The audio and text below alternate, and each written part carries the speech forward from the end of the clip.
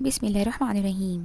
ایک بہت پیاری حکایت، خواب کا دودھ۔ حضرت شیخ ابو عبداللہ فرماتے ہیں، ایک مرتبہ ہم مدینہ منورہ حاضر ہوئے تو مسجد نبوی میں محراب کے پاس ایک بزرگ آدمی کو سوئے ہوئے دیکھا۔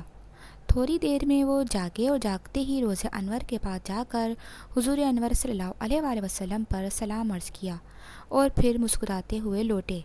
ایک خادم نے ان سے اس مسکراہٹ کی وجہ پوچھی تو بولے کہ میں سخت بھوکا تھا، اسی عالم میں نے روز انور پر حاضر ہو کر بھوک کی شکایت کی تو خواب میں نے حضور صلی اللہ علیہ وآلہ وسلم کو دیکھا۔ آپ نے مجھے ایک پیالہ دودھ کا عطا فرمایا اور میں نے خوب پیٹ بھر کر دودھ پیا، اور پھر اس بزرگ نے اپنی ہتھیلی پر منہ سے تھوک کر دکھایا تو ہم نے دیکھا کہ ہتھیلی پر واقعی دودھ ہی تھا۔ سبحان اللہ۔ ہمارے پیارے آقا حضرت محمد صلی اللہ علیہ وآلہ وسلم کو خواب میں دیکھ